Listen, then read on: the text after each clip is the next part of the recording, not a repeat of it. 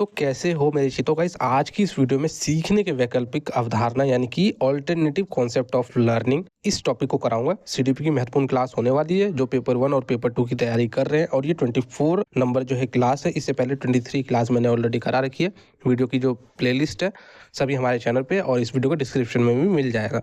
तो चलिए वीडियो को शुरू करते हैं। तो देखो, अभी पढ़ने से पहले पढ़ना क्या है तो उसकी जानकारी हो जाए तो पढ़ने का मजा दुगना हो जाता है। तो आज की इस वीडियो में मैं आपको बताऊंगा कि वैकल्पिक अवधारणाएं यानी कि ऑल्टरनेटिव कॉन्सेप्ट क्या होते हैं सीखने में। सीखने के वैकल्पिक सिद्धांत कौन कौन से होते हैं, 3 से 4 सिद्धांत मैं आपको बताऊंगा छोटे छोटे। उसके बाद है बच्चों के सीखने के वैकल्पिक अवधारणाएं कौन कौन सी होती है, बच्चों में भ्रांतियां और गलत धारणाएं कौन कौन सी आ जाती है, भ्रांतियां क्यों उत्पन्न होती है बच्चों में यानी कि मिसकंसेप्शन बच्चों में क्यों आती है, भ्रांतियों और गलत धारणाओं को सुधारने के तरीके कौन कौन से होते हैं, बच्चों की ज्ञान निर्माण की प्रक्रिया यानी कि प्रोसेस क्या होता है, बच्चों की गलती को सीखने की प्रक्रिया में महत्वपूर्ण कदम के रूप में हमें क्यों समझना चाहिए, यानी कि बच्चे जो है गलती करके ही कुछ चीजें सीखते हैं तो इसको हमें इंपॉर्टेंस क्यों देनी चाहिए, हमें जो है इसको नकारना नहीं चाहिए गलतियों को। उसके बाद है शिक्षक की भूमिका और वैकल्पिक अवधारणाएं, और वैकल्पिक अवधारणाओं की पहचान व उनको सुधार कैसे कर सकते हैं। कोई भी अगर बच्चे में गलत वैकल्पिक अवधारणाएं आ गई हैं किसी चीज को लेके तो उसकी हम पहचान कैसे करेंगे और उसको हम सुधार कैसे करेंगे। आपको वीडियो में काफी सारे टॉपिक लग रहे होंगे लेकिन बहुत छोटे छोटे टॉपिक है, और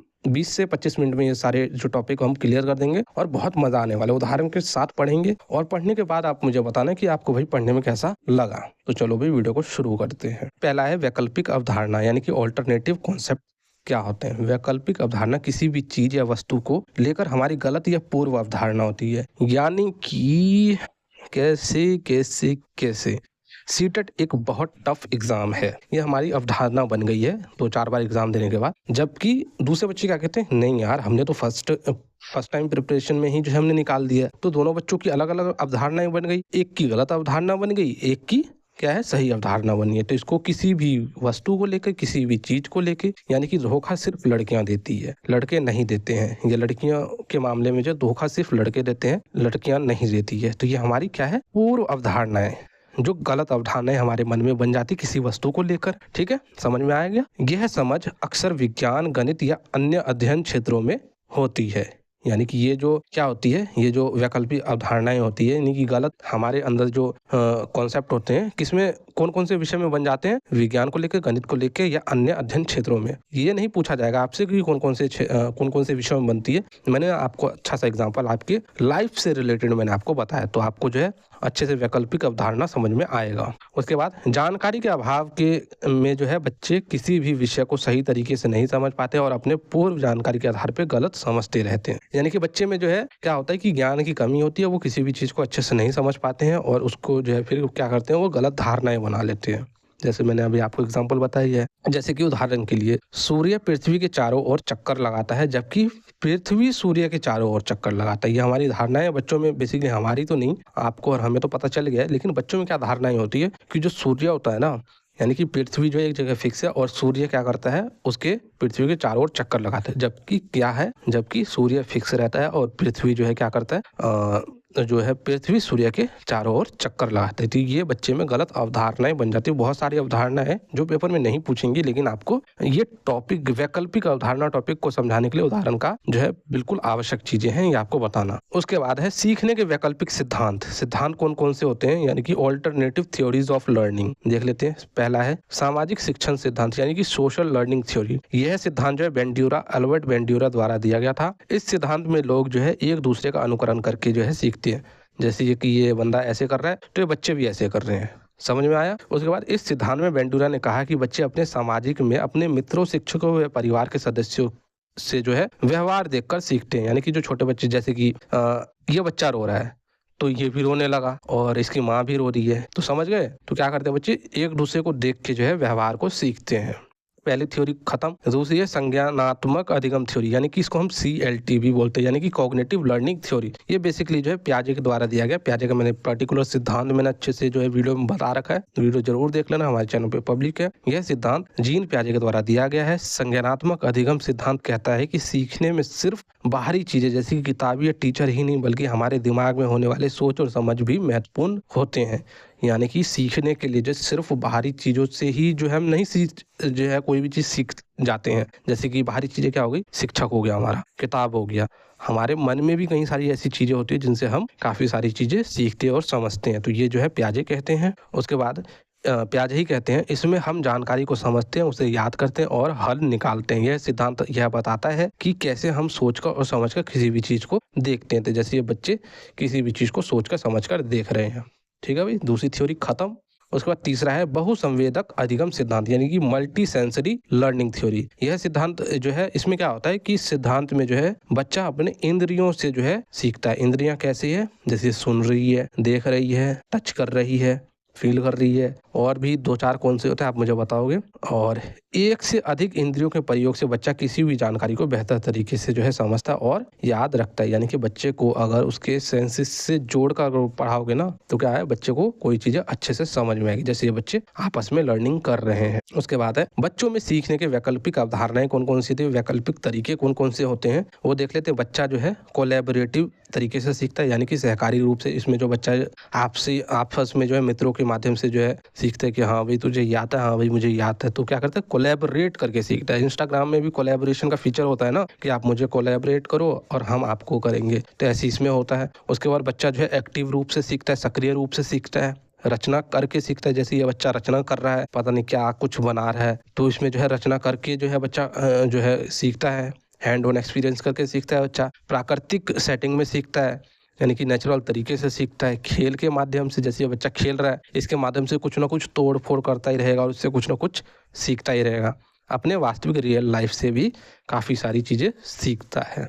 तो ये इसके जो है वैकल्पिक अवधारणाएं सीखने के, मतलब दूसरे तरीके हैं। बच्चों में भ्रांतियां और गलत अवधारणाएं, गलत धारणाएं कैसे आ जाते हैं और क्या होते हैं ये, तो वो देख लेते हैं। भ्रांतियां वे गलत विचार व धारणाएं होती है, मतलब भ्रांतियां जो होती है यानी कि गलत फहमियां जो होती है और जो विचार होते हैं, ये जो है क्या होते हैं, धारणाएं होती है जो बच्चों के अनुभव, पर्यावरण या उसकी समझ के आधार पर बनती है। यानी कि बच्चा जो है अपने पर्यावरण में किस चीज को लेके क्या, किस चीज के प्रति क्या समझ रहा है, तो इससे जो है उसकी भ्रांति यानी कि भ्रम फैल जाता है उसके दिमाग में। ये अक्सर वास्तविकता से भिन्न होती है और बच्चों की सही समझ में बाधा डाल सकती है। जैसे मैंने अभी स्टार्टिंग में आपको एक एग्जांपल दिया था, कईयों का मानना सिर्फ लड़कियां धोखेबाज होते हैं और कईयों का मानना सिर्फ लड़के धोखेबाज होते हैं। तो ये भ्रम फैल गया हमारे दिमाग में। या आपने एक चीज और, अगर आप ये 2000 वाले बच्चे हो तो आपने 2000 का मतलब है ये 21st सेंचुरी के बच्चे अगर हो, तो आपको एक चीज़ और आपको जो है आपके दिमाग में फैलाई गई थी, 2012 में हमारी दुनिया ख़त्म होने वाली है, जबकि इसका कोई लॉजिक, कोई कुछ प्रूफ वगैरह नहीं था। उसके बाद जो है ये भ्रांतियां बच्चों में क्यों उत्पन्न होती है, अनुभवों की कमी के कारण, यानी कि बच्चे के पास जो एक्सपीरियंस नहीं है। अगर अब आपको कोई कहे कि भाई 2024 में जो है 2024 तो चला गया, 2025 तो चल रहा है, 2026 में जो है दुनिया खत्म हो जाएगी, तो आप उस चीज़ को जल्दी नहीं मानोगे। आप उसको जो है तथ्य को जो है सर्च करोगे नेट पे, या मतलब जो अनुभवी लोग हैं उनसे पूछोगे कि क्या ये जो तथ्य, ये जो बता रहे हैं दुनिया खत्म होने वाली, तो उस पर क्या करोगे, आप रिसर्च करोगे, उसके बाद उस चीज़ों को मानोगे। यानी कि बच्चे में तो ये अनुभव नहीं होती है, बच्चा तो अनुभव ये रिसर्च नहीं कर सकता, क्योंकि ये तो समय के साथ आएगी उसके रिसर्च करने की उसमें। उसके बाद बच्चों के मानसिक विकार में देरी होने की वजह से, यानी कि बच्चे के जब बच्चा हो रहा था उसको डाउन सिंड्रोम वगैरह अगर कुछ हो जाता है, तब भी जो है मानसिक विकास में देरी हो जाती है। डाउन सिंड्रोम ये वगैरह क्या होते हैं, ये सब मैंने आपको ऑलरेडी बता रखा है हेरिडिटी एंड एनवायरनमेंट वाले चैप्टर में। आई थिंक चौथा चैप्टर मैंने आपको जो है कराया है, प्ले लिस्ट में है, तो उसको आप देखना। तो इस वजह से भी ये जो भ्रांतियां, भ्रम फैल सकते हैं बच्चे के दिमाग में। उसके बाद भाषाई भ्रम के कारण, यानी कि जो बच्चे को जो भाषा ही समझ में नहीं आ रही किसी की, तो इस कारण भी जो है हो सकता है भाई, ऐसी बात नहीं है। उसके बाद है भ्रांति और गलत धारणाओं को सुधारने के उपाय कौन कौन से होते हैं।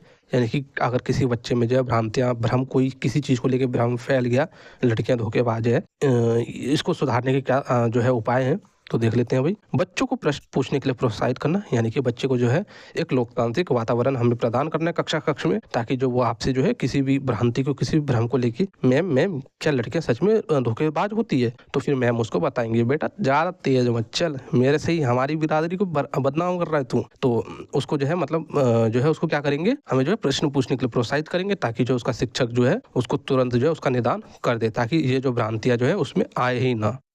बच्चों के अंदर सकारात्मक दृष्टिकोण, यानी कि क्या करना है हमें, एक तो नेगेटिव दृष्टिकोण होता है, एक होता है पॉजिटिव। उसमें हमें बच्चे में पॉजिटिव दृष्टिकोण को हमें बढ़ावा देना है, विकास करना है। बच्चों को उदाहरण और अनुभव के माध्यम से भ्रांतियों को कम किया जा सकता है, यानी कि उनको हम उदाहरण ज़्यादा से ज़्यादा दे। आपने नोटिस किया होगा कि जब भी मैं आपको पढ़ाता हूँ कोई टॉपिक ऐसा होता है कि बिल्कुल पेचीदा टॉपिक होता है, मैं समझा सही रहा हूँ, आप समझ नहीं रहे हो, लेकिन जैसे ही मैं उदाहरण बताता हूँ आप तुरंत समझ जाते हो। तो ऐसे करके जो है टीचर को भी जो है अपने बच्चों को बताना चाहिए ताकि वो भ्रांतियाँ कम कर सके। अब देख लेते हैं बच्चे के ज्ञान निर्माण की प्रक्रियाएं।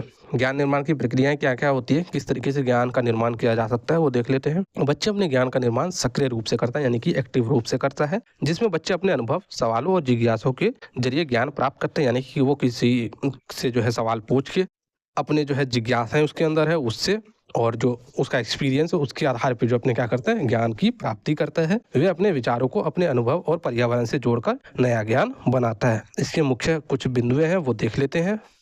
चलो भाई हम ज्ञान निर्माण की प्रक्रिया देख लेते हैं। बच्चे के ज्ञान निर्माण की प्रक्रिया एक सक्रिय और गतिशील प्रक्रिया है, यानी कि बच्चा जो अपने ज्ञान का निर्माण करता है वो क्या करता है, एक्टिवली करता है, वो पैसिवली नहीं करता है। और ये जो है गतिशील प्रक्रिया यानी कि निरंतर चलने वाली प्रक्रिया है, कभी रुकती नहीं है। तो देख लेते हैं भाई। थोड़ा सा मेरी आवाज़ जो है मतलब आई डोंट नो कैसा आपको लग रहा होगा, बट आई थिंक जिस टाइम मैं वीडियो बना रहा हूँ उस टाइम थोड़ी सी आवाज़ जो है तो मेरी थोड़ी वैसी सी हो रही है, क्योंकि मुझे जो है काफ़ी ज़्यादा जो है मतलब कफ हो गया है। मेडिसिन वगैरह ले रहा हूँ, कोई दिक्कत नहीं है। थोड़ा सा इन एक दो वीडियोज़ में मैनेज कर लेना, उसके बाद तो फिर तो कराटे तार वाली आवाज़ में आपको जो है वीडियोज़ मिलेंगी। तो देखो भाई, फर्स्ट पॉइंट है अनुभव और जिज्ञासा, यानी कि बच्चे अपने ज्ञान का निर्माण किस प्रकार से करते हैं, क्या प्रक्रियाएं होती है। बच्चे अपने अनुभव और जिज्ञासा के माध्यम से अपने ज्ञान का निर्माण करते हैं, यानी कि बच्चे का जो पूर्व अनुभव है और जो बच्चे में जो क्रियोसिटी है किसी चीज को लेकर कि भाई ये मेरे को ये इसमें क्या खुराफाती है। किसी पेन को खोल देगा, कुछ भी दोगे उसमें खोल देगा, लिपस्टिक को ऐसे खोल देगा वैसे खोल देगा, कभी मुंह पे भी लगा लेगा। तो उसमें क्रियोसिटी है ना, इससे जो अपने ज्ञान का निर्माण करता है। सेकंड है ज्ञान का संशोधन, नए ज्ञान को अपने ज्ञान में जोड़ना व संशोधन करना, यानी कि कोई भी नया ज्ञान उसके सामने आता है जो उसके दिमाग में पहले से है, उसमें क्या करेगा उसमें ऐड कर लेगा। और ये बेसिकली प्रोसेस ऑफ इक्विलिब्रेशन वाला प्रोसेस है। ये भी मैंने आपको पहले करा रखा है। अगर आप वीडियोस देखते हो तो आपको ये वाला जो पॉइंट है अच्छे से समझ में आ रहा होगा। कोई भी नया चीज उसके सामने है तो उसको क्या करेगा, ऐड कर लेगा। समस्या हल करना, समस्या हल करके जो है ज्ञान का निर्माण कर सकते हैं। अभी पीछे हम समस्या समाधान ही कर रहे थे। तो अगर कोई भी समस्या को अगर वो सक्सेसफुली हल कर लेता है तो वो भी जो उसके जो बच्चे की जो है ज्ञान में बढ़ोतरी करती है, क्योंकि नेक्स्ट टाइम जो उससे रिलेटेड कोई समस्या आएगी तो क्या करेगा वो झट से उसको सॉल्व कर देगा अपने पूर्व एक्सपीरियंस के बेस पे। संचार और सहयोग, यानी कि दूसरों से बातचीत करके और सहयोग करके भी जो है बच्चा अपने ज्ञान का निर्माण करता है। सामाजिक प्रभाव, समाज का बहुत इंपॉर्टेंट है, जो हमारा जो सोसाइटी है ना इसका बहुत इंपॉर्टेंट है। सामाजिक प्रभाव से भी बच्चे जो है ज्ञान का निर्माण करता है। जैसे समाज होगा वैसा ही बच्चे का ज्ञान होगा।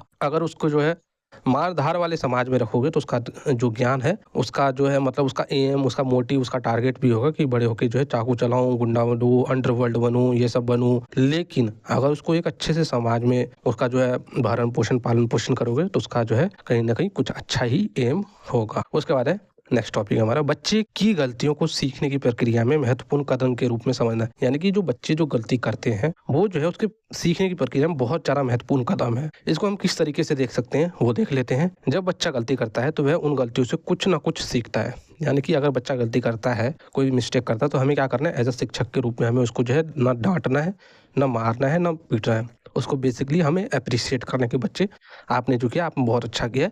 चलो अब मैं जो है आपको उसका जो है उत्तर या आंसर समाधान आपको बताता हूँ, क्योंकि वो जो भी गलती करता है उससे कहीं ना कहीं वो फिर आगे जाके वो सीखता है, फिर वो नेक्स्ट टाइम वो उस गलती को नहीं दोहराता है। गलतियों से बच्चे का जो है विकास होता है।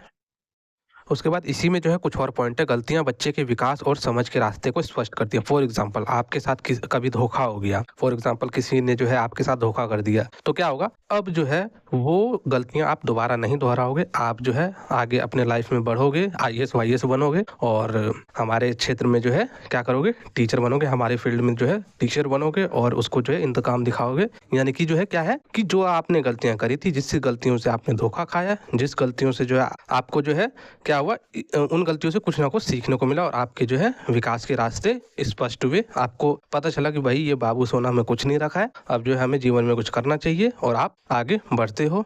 उसके बाद है, और ये बच्चे के तौर पे आपको मैंने तो आपके तौर पे आपको समझाया, लेकिन ये बच्चे के उस पे जो है हमें समझना होगा। उसके बाद है, बच्चे अपनी गलतियों से नए विचार, दृष्टिकोण और समाधान उत्पन्न करते हैं, जो अतः उनके आत्मविश्वास और समझ को बढ़ाते हैं। यानी कि जो बच्चे होते हैं, अगर वो कोई गलतियां करते हैं, फॉर एग्जाम्पल आप भी कोई गलती करते हो, तो क्या करोगे, उस गलतियों से जो है आप कुछ ना कुछ सीखोगे।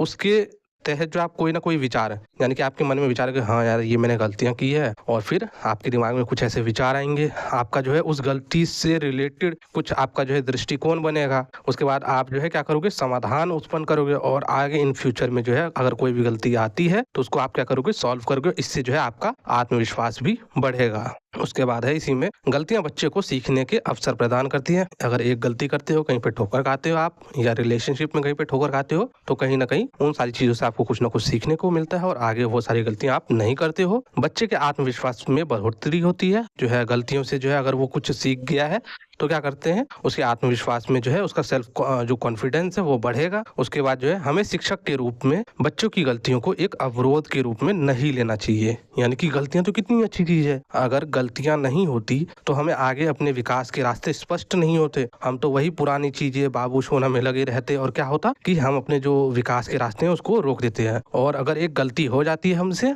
तो क्या होता है कि हमारे विकास के जो रास्ते हैं वो स्पष्ट हो जाते हैं, और हम अपने जीवन में आगे बढ़ जाते हैं। तो गलतियां बहुत अच्छी है, और अगर कोई बच्चा गलती करे तो उसको समझाओ अच्छे से, उसको जो है समाधान करो और उसको समझने का मौका दो।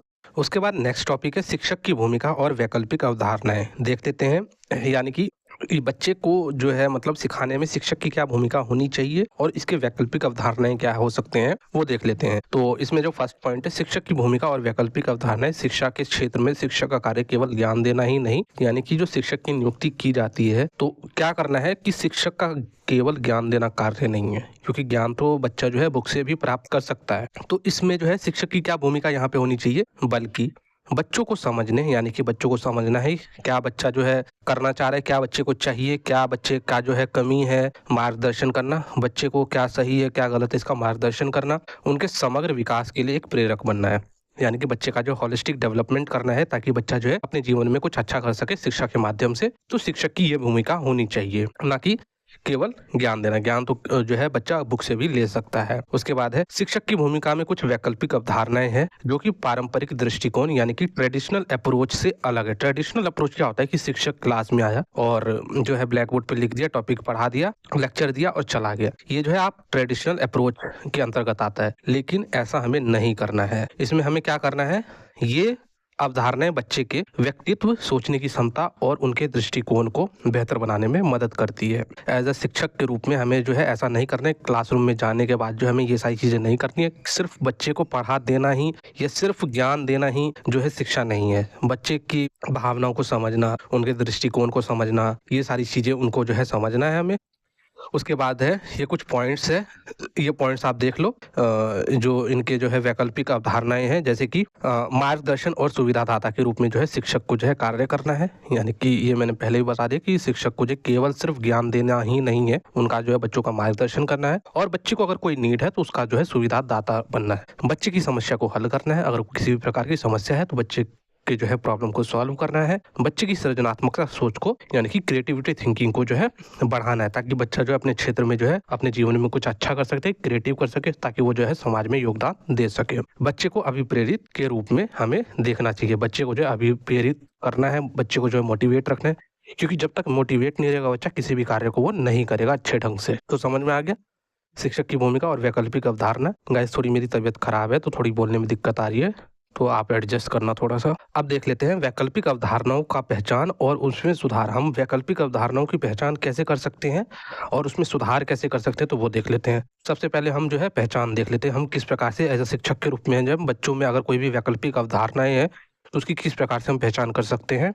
छात्रों के विचारों का निरीक्षण करके, यानी कि जो छात्र के जो विचार है, यानी कि अगर उससे हम बातचीत कर रहे हैं तो वो किस हिसाब से जो है जो कुछ भी बोल रहा है, और उसके विचार देखो किसी भी व्यक्ति से आप बात करोगे ना तो उसके विचार उसके बारे में बता देगा, उसका कैरेक्टर किस हिसाब का है उसके विचार बता देगा। तो ये सारी निरीक्षण करके उसके बाद बच्चों के कार्य प्रणाली को मूल्यांकन करके, इवेल्युएशन करके, यानी कि बच्चे ने कोई भी कार्य किया है तो उसका क्या करना है, हमें मूल्यांकन करना है।